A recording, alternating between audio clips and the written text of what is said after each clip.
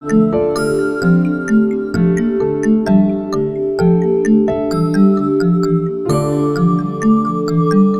welcome everybody, happy Friday, all those good things. I cannot even believe that we are now over 4 months into COVID, but here we are. And again, we've been doing this for a long time virtually, so I'm glad we had that leg up on at least some portion of virtual before everybody had to pivot and shift on a dime, basically, to get us here. So let's just go around, and I'll call just in the order I say, and introduce yourself and just tell us something about yourself. You know, what's on your mind most right now. And Isabel, I will already say, is our MBA intern whose internship with through ended, but she is staying with us because she's and no longer, it was a paid internship through and no longer paid, but she is going to see her project through. She's determined. So this young lady, if anybody knows of, I'll let you talk for yourself, Isabel, but if you know of any positions for an MBA student, this is the person to contact. Isabel, you're up first. Hello, everyone. I think I've had the pleasure of meeting some of you, but for those who haven't, I'm a recent MBA graduate at the University of Miami Herbert Business School, and I focused my studies in marketing and brand management. So as of now, I am looking for positions in assistant manager roles or marketing analyst roles. But in my meantime, I'm lucky to have the opportunity to work for the Commonwealth Institute and carry out my projects. And I am spearheading the Top Woman raffle taking place in September. So I'm really looking forward to seeing and allocating and further donations that we might get and meeting the rest of the TCI team. Great. Lisa Wolf, you're next.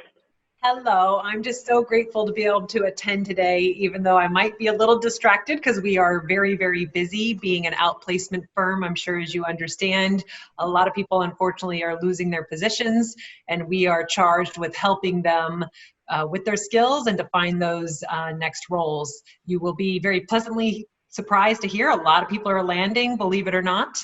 But I guess I should introduce myself.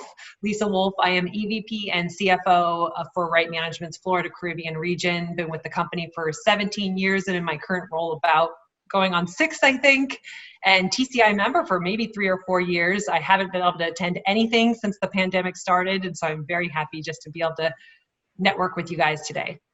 We're happy to have you. Jessica. Hi, I'm Jessica. I'm the Marketing and Membership Manager at TCI, and actually a year this month. So thank you all for coming. I'm excited to learn from Lindy and Francia. Rochelle. Good afternoon, everyone. My name is Michelle Speeding, and I am the Quality Director at New Horizons Community Mental Health Center. And this is my first, I think, virtual TCI talk. So thank you. Great. This is Just Ask TCI, not to be confused because it is confusing with our TCI talks and our big ideas beyond the book. And they're all virtual now and will stay through 2020. Rochelle. Hi, everyone. I'm Rochelle Broder-Singer. Excuse me. I run RB Editing and Writing, which is shockingly a writing and editing company. We work with everyone from individuals to nonprofits, companies, education. Basically, we wrangle your words. And I have been a TCI member for more than a decade. Absolutely. Pamela, please tell us who you are. Yes, good afternoon, everybody. My name is Pamela Fuertes. I'm Executive Director of the Goldman Sachs 10,000 Small Businesses Program at Miami-Dade College. I'm super excited to be here to join all of you. It's my first virtual TCI talk, so lovely to see everyone.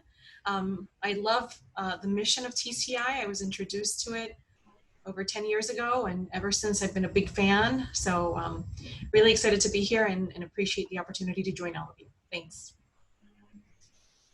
Welcome. And just a little plug for the Goldman Sachs 10K small business. I was one of the first not-for-profits to go through the program.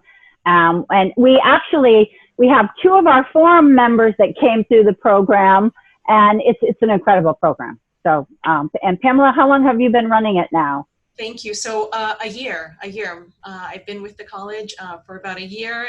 Prior to that, I was with the city of Coral Gables. My background is in economic development, and the majority of my career was at the Beacon Council. So I'm an economic development, passion at heart, and I just love this community. And we really, thanks so much for the plug. We have a wonderful base of ambassadors, of alumni that have participated in the program, and as always, we're working hard to make sure that we reach as many small business owners, and within that, women-owned businesses to participate in our program. And we're excited to see how much activity there is and opportunity. So thanks again. Right. Maureen. Hi, I'm Maureen Mascaro, founder of the Common Area. Actually, Pamela, you and I interacted during a project in Coral Gables using the Permanent Assistance Program. Yes. So wonderful to see your face, and I've been considering joining the Goldman Sachs Small Business Program. I did scale up through Miami-Dade, and Yes. They told me that I think Jill is the facilitator. Joy, and Joy. she encouraged me to sign up. So I might be reaching out to you and get more information on that. Please, yeah, we're actively recruiting. Actually, right now it's for the start in January. So yeah, please do. Happy to chat anytime. If I have a chat box, I'm sorry, I'll send my email, Laura, if that's okay. Right. Absolutely. Please share that. Okay. Thank you. My company does project management services for the commercial real estate space. So we help clients select architects, contractors, and then manage the entire build out process and help advise and coach them through it all. And I'm in an executive forum with Francia, so I'm happy to be here and support her and listen to the talk today. And she's awesome. Great. So thank you all again for joining us. Just before I have Lindy and Francia introduce themselves, just so you know what's happening here today, we have a list of pre-submitted questions, and I'll do alphabetically between Francia and Lindy so that I can keep track. We all read the question, and I'll have Francia answer the first one first, and then Lindy. And then this is interactive, so if you have something to add on a particular topic, please jump in and feel free to add any of your thoughts. And then flip-flop the next question, Lindy starts first, and so on and so forth. As time permits, we end promptly at 1. Everybody knows that I'm a big stickler for respecting everyone's time and everybody's agenda and where we laid it out.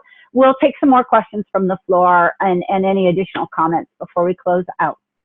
So that said, today's topic is managing conflict during crises, and I did it plural intentionally. Someone might have said, well, why didn't you use I asked? Because I really feel like, we started off over 4 months ago in COVID, and now we've got our racial justice and equity challenges going on right now. And so I pluralize that because I see it as a pandemic, and we're working on both of those. And this Just Ask right now, we call it COVID edition, but it's expanded into crises editions so that we are focusing a little bit more around what's happening here and now with our Just Ask. So that said, Lindy, please tell us who you are. Hi, everyone. I'm Lindy Smiley. I have been part of the Commonwealth Institute for about 7 years, and I've been co-president of the advisory board for the last 2 years, so working very closely with Jessica and Lori.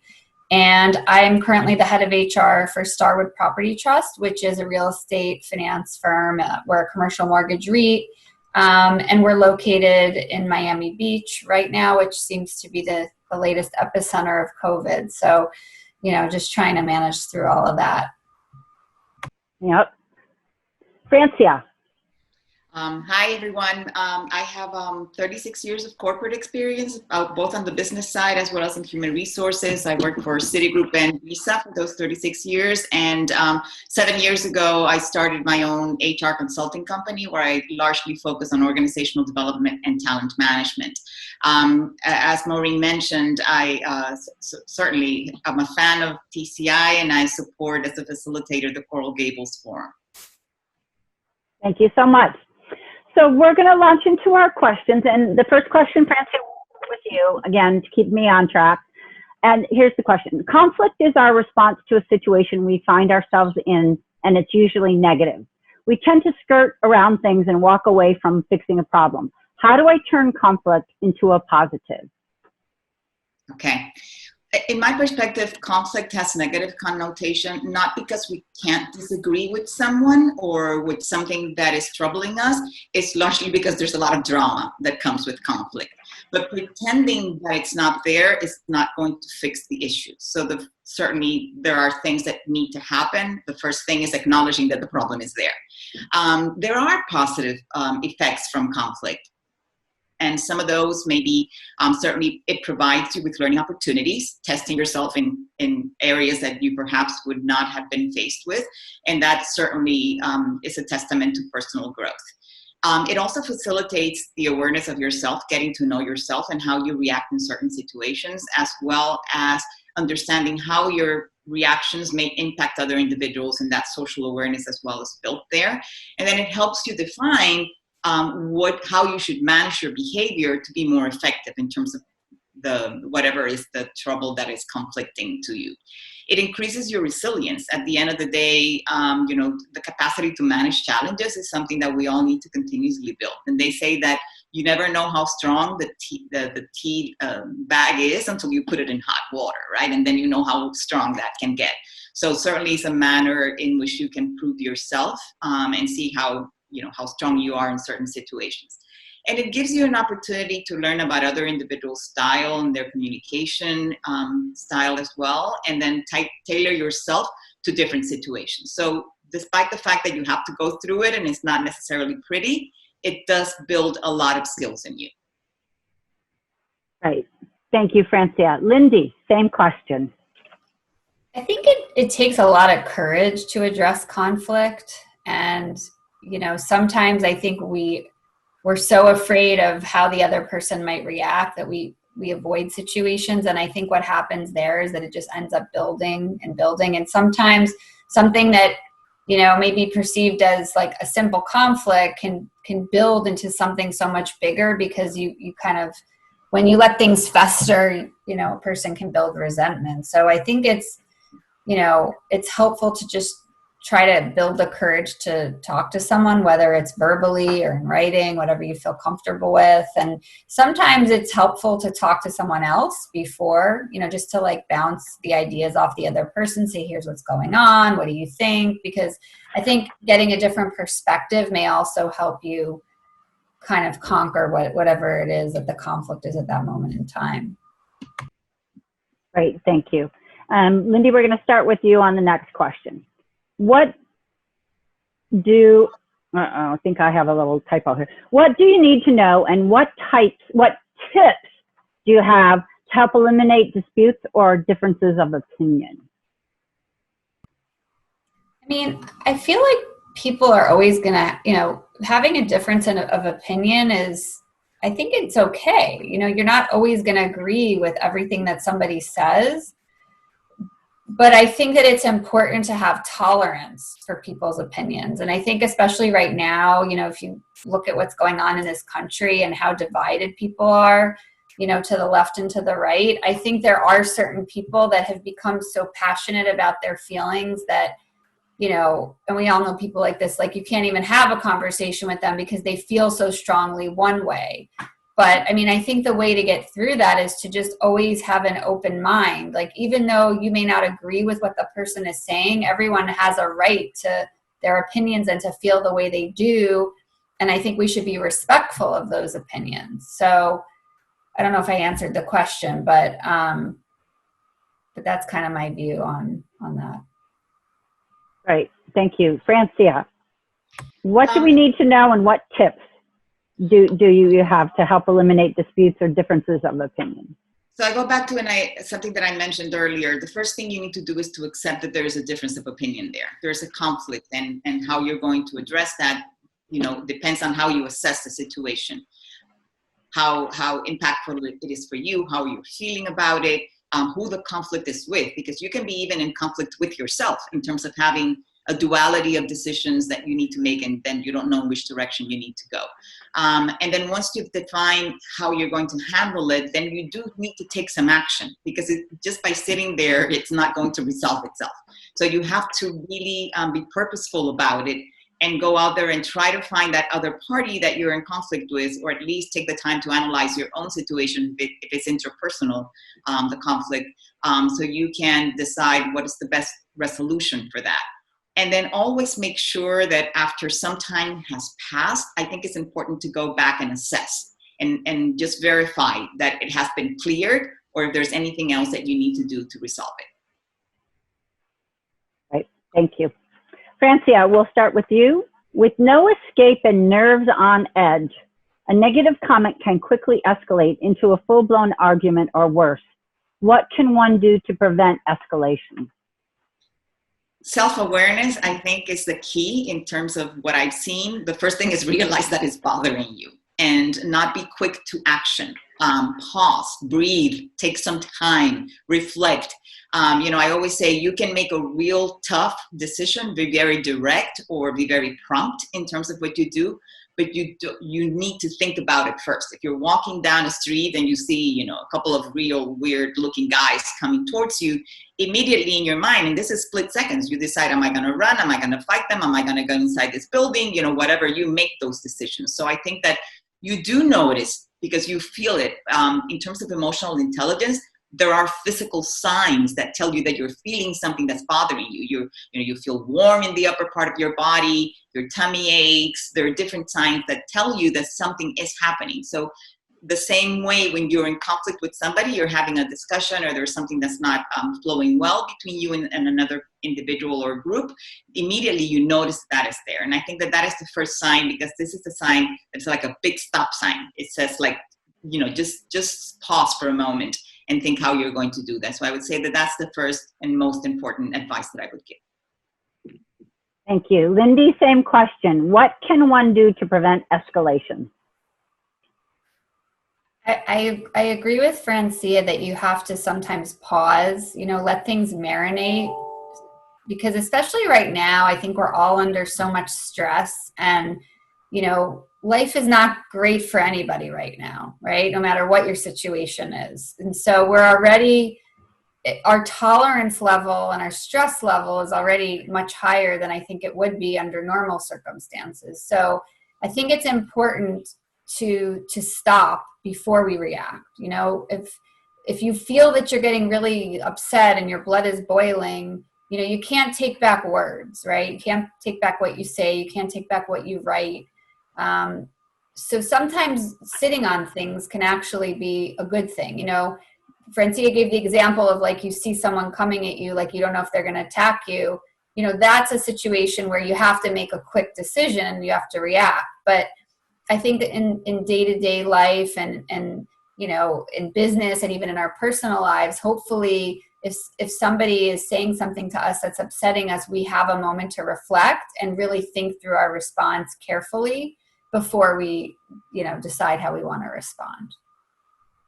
Great, thank you. Lindy, we'll start with you. My staff doesn't want to return to the office and I need them there. How do I work through this? That's a really tough one. As head of HR, I can tell you that, I work under someone, our CEO, who is very pro getting back to the office. He, is very pro, this is a virus and it's going to pass. And, if you're not in a high risk category, you should come to the office. But, I guess personally and in my role, I think you have to be very cautious. I personally wouldn't push anyone right now today in Miami to go back to the office. So, I think we all have to respect people's personal feelings, whether we're in a high risk category or not. You just don't know who somebody lives with, you know, who they're coming into contact with. And also, like, everybody's anxiety levels are different. And I don't think this is a time to judge, you know, that if we think somebody's, you know, view of going to the office is okay or not. I think that right now we need to tread very lightly. And as much as we may want people to return, and for example, if I personally feel great returning to the office, you know, I think we need to be flexible with people. I think unless it's a job that absolutely can't be done remotely, I think until we know more and we have more, you know, in the way of cures and vaccines, I think we just need to continue to be flexible. And that's my opinion. And, you know, continue to do Zooms, you know, do the best you can. Maybe try to set up a socially distanced meeting every now and again in person if it permits. Something like that. But I think we just have to manage through it right now. And it's not a perfect situation.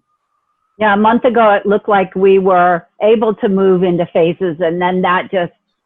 Yeah. Yep. Francia, same question. I agree. This is a really tough call, and it has to be a very personal decision. You can't force people into that. You have to think about, you will be responsible, or, you know, we may never know. They may catch it, you know, walking out of the office and it doesn't have anything to do with you, but you will never know if you force them into coming back. And, you know, we've seen cases like that. They put them on TV, you know, the bus driver that was forced to come back. People are forced to go to work regardless of whether they want it or not at times, because they do need the revenue. So they just need to get to work. Otherwise they won't be able to do that. But it's almost like a social ailment as well, because to not come to work, people are going to have to acknowledge that they're frail or older, because of course, if you have some, you know, high category group, you fall into those categories, you know, or that you have people like that at home that you need to take care of. And people are hesitant because they feel their career is going to reach a roadblock if they have to acknowledge those things, which are generally kept very privately. And so this is a moment where you're almost fully exposed, and also you as an employer are responsible for those individuals' safety. Are most companies doing, do either of you know if most companies are doing voluntary? What are you hearing in the industry? For the most part, yeah. They're doing voluntary, and some of them are that had opened, I would say moderately, with, you know, people coming in different waves, are closing again. And I've heard of companies that have already said we will not come back until January 2021, and that's a tentative date. Wow. Next question, and we start with Francia. I'm being pulled in so many directions with competing priorities between my family and my work. How can I manage this? That's hard, because it's like you've invited strangers into your home, like we're all in your homes right now.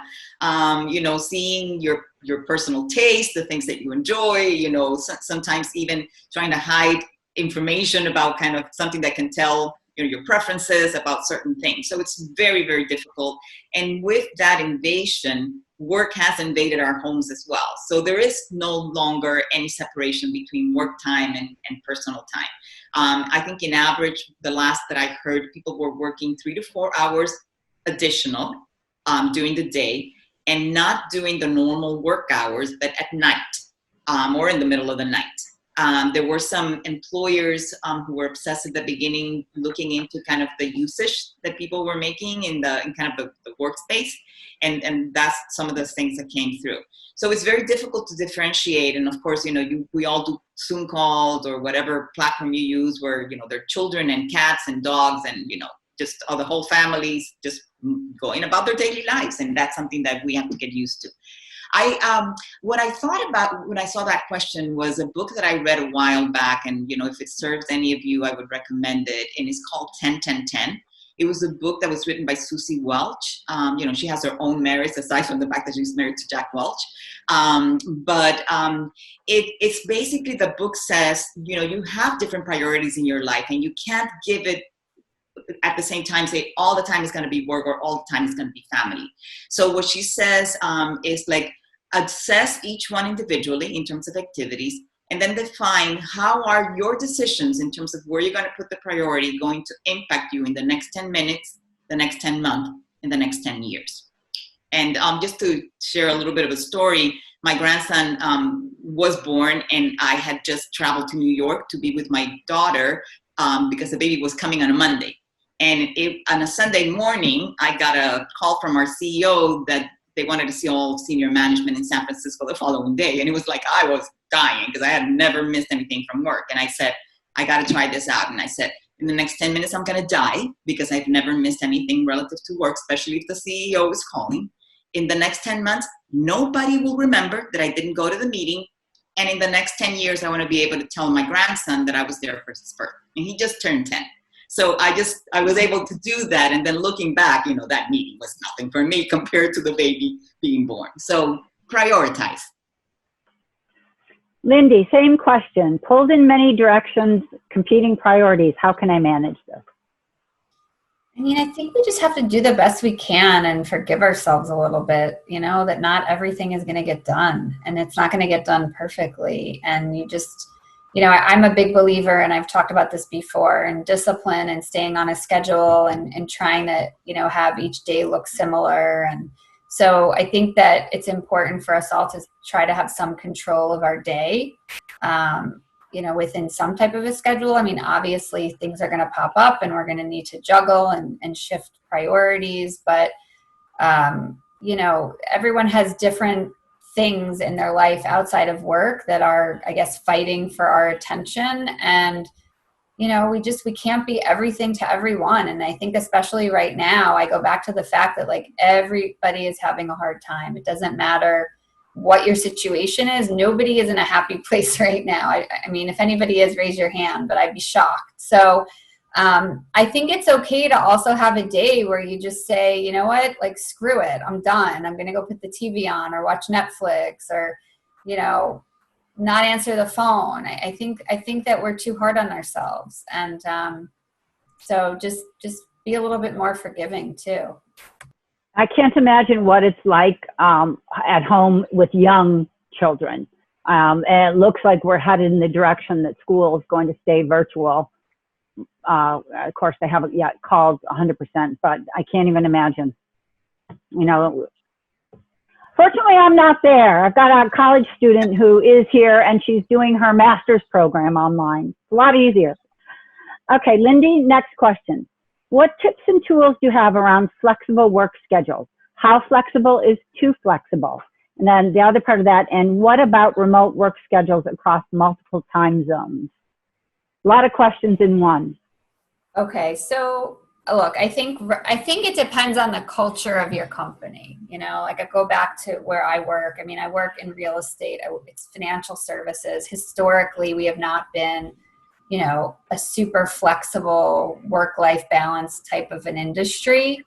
But I think that this has sort of proven that people can work remotely and still be productive and, have flexibility in their lives and still get their jobs done. So I think it just goes back to, if you're the manager, what is it that you need from the employee, and are they able, to get the work done in the time frame in which you need it done? Obviously, if you're someone who needs things done during day hours and this person's telling you, I can only do it in the evening and that's not going to work for you, then that doesn't seem reasonable. So I think it goes back to, what your tolerance is for the job that you're doing and the people that are under you. And, if the work requires the person, to be working during a certain amount of hours, or if it doesn't. And, it's still a tough one, because as much as we're all working from home and it's working, I'll tell you, in my industry, if you watch TV and you see on the news, all the real estate professionals are saying that everybody wants to get back to the office and that everything's going to be exactly the way it was. And I think we'd be fooling ourselves to say that after a year of everybody being at home sequestered, that it's not going to have an effect on people psychologically or otherwise. So I think we just don't know yet what the future holds for this telecommuting experiment. But I guess so to go back to the original question, I mean, I think that you have to take a step back and, see what your business can tolerate and also what your trust level is. I think that if you have somebody new working for you, people have to build trust. You have to earn flexibility also. And so I think if somebody's proven themselves to you and they're going to be there for you and get the work done regardless, and they're going through a tough time right now where they don't have any help with their kids or their mother or whomever, and they're telling you, like, I can work from 7 p.m. till 2 in the morning and the job's going to get done and you're going to still get it in the time frame that you need it, then I think that's where you need to just trust people too. Francia, same question. Yeah. And then I'm going to have, I think, after Francia answers, Rochelle, I think you wanted to add something, correct? Is that from the chat? Oh, okay. I thought you wanted to add something. Okay. Francia, same question. I have to agree that nothing is ever going to be the same. We may go to some other form of new normal, but not the one that we knew before. And it's almost like with the remote work and the flexible work schedule, it's like Generation Z and millennials have won without even trying. It's like, this is the way they wanted to do their work. So this is the approach now. It's a matter not of being present. Certainly, I mean, there's certain things that, you have to be there in order to do the role. If you think of a manufacturing company, I don't know how you can operate the machine from your house. So I think that you need to take into account. But for those that are capable of working from home, working remotely, I think it's going to be about focusing more on your expectations and the goals that you're setting.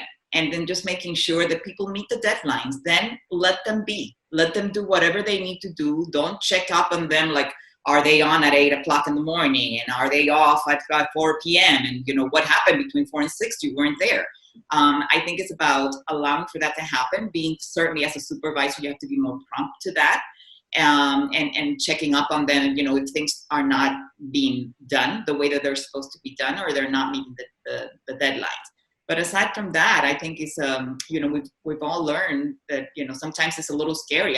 Certainly I did I would say about 50% of my work was done online before, and now it's 100%. And it was like, I was scared to go that 50% extra because I figured, clients are not going to want that. They still want to see me, face to face in their office. Nobody wants to see me in their office now. So I think that this has given, those of us that can do it remotely a little bit more courage to just go out there and do it this way. I'm reading articles and I'm hearing from some of our women that, and I don't know if it's anyone else's experience, that the men in their corporations or companies are the ones that are really pushing more to go back to work. And a few people have commented that it's because they don't want to have to do the chores and the things that are required at home. So that's one piece. And then I'm also reading a lot of articles that when these men go back, that then it could even be a bigger downfall for women in leadership and advancement. Too soon to say, but I'm reading a lot of stuff on that. Let's see, next question. And if anyone else wants to jump in again, we've got, this is interactive. If you want to add to something that's been said to this point, we have time at the end too. Anything? The only question I had was kind of going back, if you don't mind me asking, going back to the original conflict suggestions you guys made. It's more any suggestions you have for getting others to realize that they have a conflict and they need to work on it.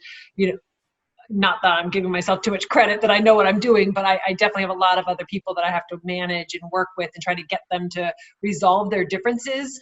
And I find it extremely time consuming, especially right now being virtual, because it's like you have to have 5 conversations just to get to one result.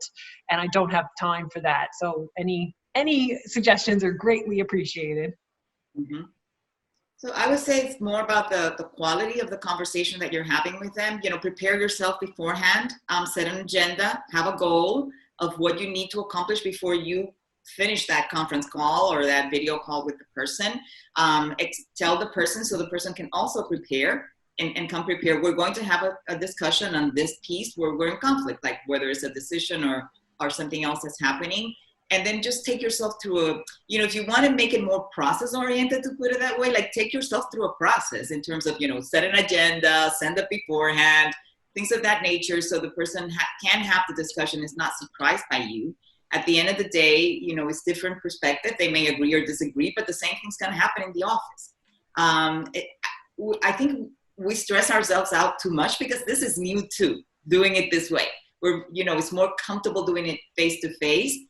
Certainly, I wouldn't recommend that just over the phone because you can't even see the reaction of the person unless it's something extremely dramatic and you need to resolve right away. So try to do a video call, try to make it as easy as possible. But at the end of the day, we all have to forget that there's a screen and we have to see the person that's in the screen and that is having the conversation with us. And the same types of emotions that we felt or sensed or had to discuss, when we were face to face, those are the same ones we're going to have to discuss virtually. Lindy, anything that you wanted to add to that? So Lisa, are you saying that it's like two people that work under you that are having conflict? Yes. Okay. And so they're each coming to you and they're complaining about the other person? You got it. The one thing I haven't tried yet is getting all three of us on Zoom together, because just in this virtual world, I guess I hadn't thought about that. I would usually go speak to them, bring them together. But I haven't done that bring together on Zoom. We use Zoom 24/7 right now. But yes, that's exactly it.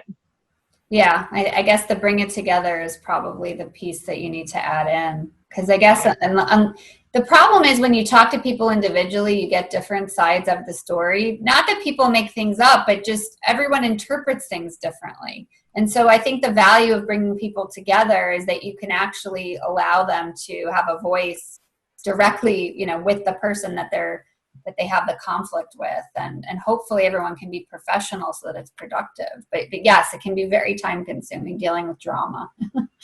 And another thing, Lisa, is if you are going to do that, you have to see yourself as a mediator.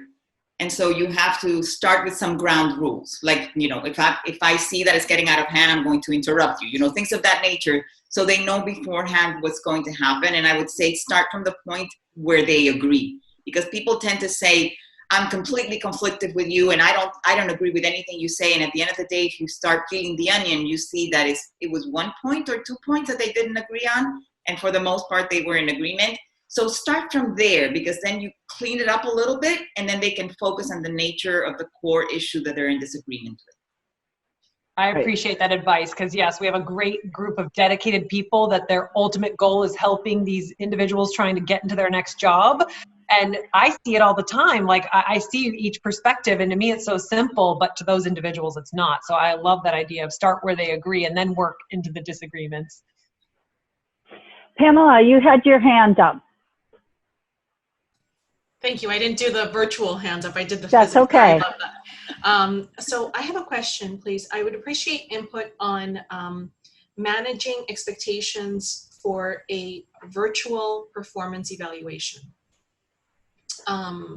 It's that time of the year for us, and I'm sensitive to this process. I'm respectful of the process, and I feel that it's important to, if circumstances permitted it. Actually, about a month ago, when I informed the team that it was performance evaluation time within the next month, I actually said, if it's really, really important to you that we have this discussion in person, please let me know. We'll make arrangements for a meeting room with sufficient, more than ample space and so on, just in case they needed the FaceTime. So I guess that what I'm getting at is now that option is not on the table, given the circumstances. And we are pressed to do it virtually.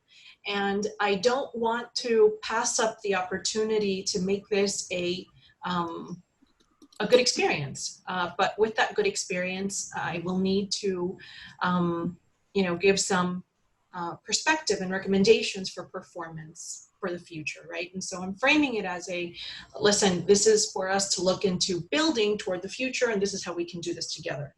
any recommendations on how to approach that, I guess, because what I've been researching about is how can we make this experience as meaningful and as personal as possible. Because I know that everyone appreciates, and for me, it's the first time that I'm doing this for this group. I've done performance evaluations for other groups I've managed, but for them, something that I've really tried to do is to make sure that I am here as the manager, but also of support, and that I want to help them succeed, because it's for the best of the program and best of our mission. So any thoughts on that, on how we can, as managers, manage this virtual performance evaluation moment? Thank you. I can go. Go ahead. So Pamela, one thing that I would recommend is just be very aware that a lot of people are going to be hopeful for consideration and tolerance because of the situation. You know, I have some clients that have commercial responsibilities and they do sales, and so certainly they haven't been able to meet their targets because of the situation. So I think that needs to be acknowledged at the beginning, depending kind of on the area that you work with, and that there may be some things that are reasonable in terms of their expectations. It's going to be important, as you regularly do when it's face-to-face, to focus on the what, but then also focus on the how they're doing it and see how they're faring in this new situation. Ask them what they're struggling with, because I think it's important for them to be able to understand, for you to be able to understand kind of what are the issues that they're going through, because some of those may be things that you can resolve for them. Maybe they don't have, a good computer or a good laptop, or I don't know, something relative to the internet, so there may be some things that you can do to help them. And I would say this is an opportunity to focus on people testing themselves. And I've seen myself changing a lot of the coaching conversations, regardless of what the skills or the competencies we're working on. It's a lot about leadership. It's a lot about innovation. It's a lot about how they're coming through and just showing what they're all about. So the organization and senior leaders, that they can't just walk around and make themselves be memorable and seen by, people because they're not at the office. But this way, they need to find some fashion, some form in which they can show up online with new ideas of how to make the sales, or how to reach the clients, or how to give client comfort, or whatever the situation is. So it's a new way of looking at things. Lindy, did you want to add anything? Yeah, I think from a logistical standpoint, it's not quite the same as being in person, but it's also a little bit better than just being on the phone, because at least you can see some body language. So, just as you would for a normal review in person, I would make sure that, you and the other person are focused, that there's no distractions. You tell them, how long you want to take to talk to them. And, usually what I do when I facilitate a review is I'll talk to them first. I'll kind of go through the goals, what they've done well, what they could do better, give them a chance to respond. But then I also like to give people time, going back to the kind of let it marinate and sink in, maybe set up a follow-up meeting, because most people are not that quick on their feet, right? Whether they're going to say something that might be upsetting or say something that might be perceived well. Like, I think that when you have time to, digest the review, so maybe the person will take some notes on what you're saying, or maybe you'll follow up with a written review after the Zoom call. And then maybe you could set up a follow-up meeting, especially if maybe it was a little bit more of a challenging review and the person may not be feeling that great. Maybe, a few days later, set up a follow-up for 30 minutes and just, give the person the opportunity to have reflected on it and let them feel like they're part of it. That's great recommendations. Thank you. Sure. Great. So we have one last question, and then we can open it up for any additional questions or comments. And Francia, I think it's your turn to start. What best practices would be different when resolving conflict over video conferencing versus face-to-face?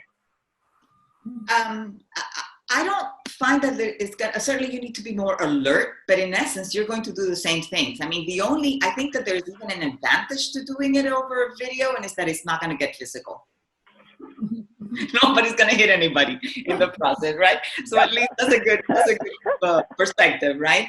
But I would say certainly define the ground rules. Use a mediator, like Lisa's going to be doing now in case it's needed. Identifying the points of agreements and disagreement. What is the source of the conflict? Focus on things like, just make sure that you're talking about the facts, not the feelings all the time. But do acknowledge the feelings of each party. Go into it with a true intent to fix the situation. Because if that's not present, then nothing that you do can make it happen. And I would say, be very alert to the conflict resolution style that people have. Some people have even more than one style, and then you have to kind of recognize which one they're using at that point. Some people avoid conflict at all costs, and it's like they pretend it's not there. Other individuals are competitors, and they need to get their point of view through, and they need to convince you that what they said is the right thing. And so those are the competitive type. There's then those individuals who compromise, right? Like, both of us are going to get something. We're not going to get everything we want, but I'm going to give you a little bit. You're going to give me a little bit. There are individuals who it's all about collaboration. So it's like, what can we do together to fix this? And then there are those individuals who just accommodate. Like, I'm not going to have this discussion. Just tell me what to do and I'll go there.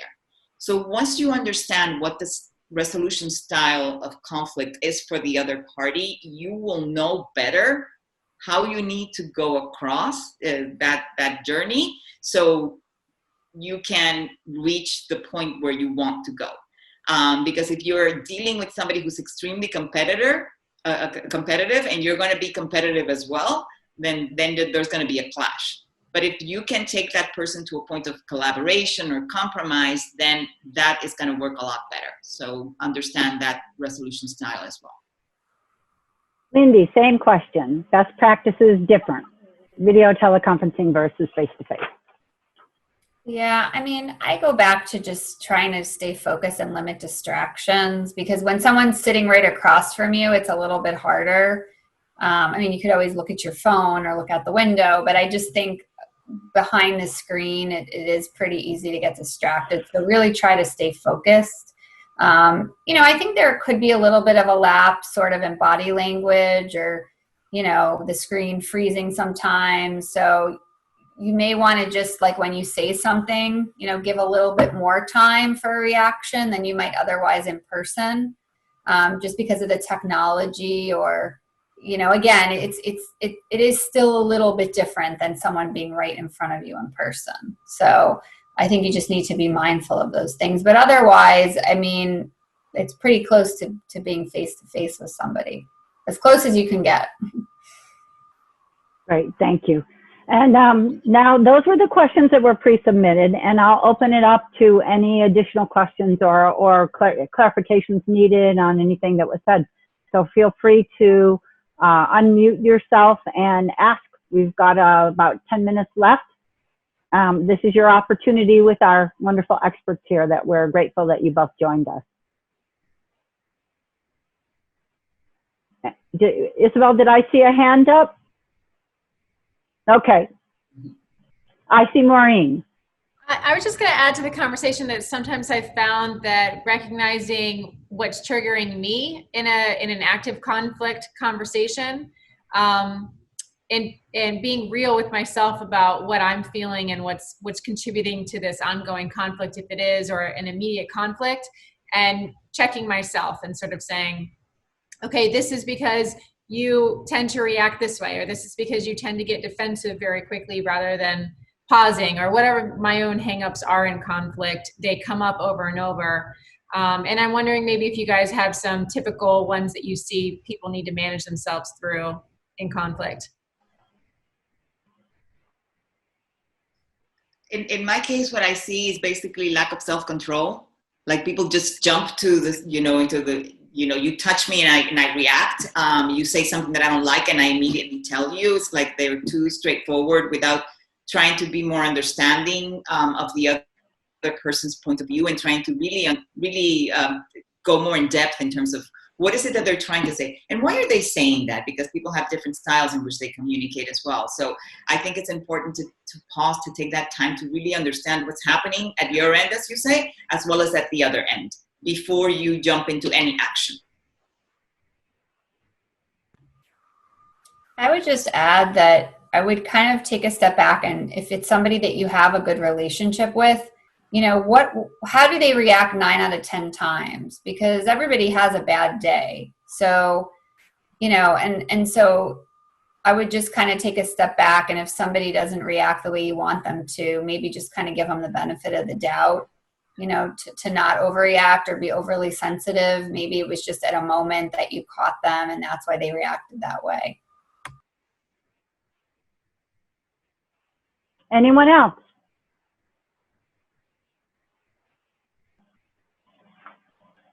Last chance? All right. And Pamela, I know I'll connect with you separately. Yes, Francia. I want to add something. It's just a phrase that I want to leave everybody with, because I think it reflects very well our conversation today. And it's by Ronald Reagan, and he said, peace is not the absence of conflict, but the ability to handle conflict by peaceful means. So there's always going to be conflict. But so you have to find a way to handle it peacefully. That's great. Thank you. That's a great quote to leave us with. Yes. And I thank you all for joining us today on this Friday. You know, have a great weekend. Happy Friday. And thank you so much, Lindy and Francia. We so appreciate you sharing your expertise with us. So thank you, everybody. Thank you, Lori. Bye. Bye, everyone. Have a good one.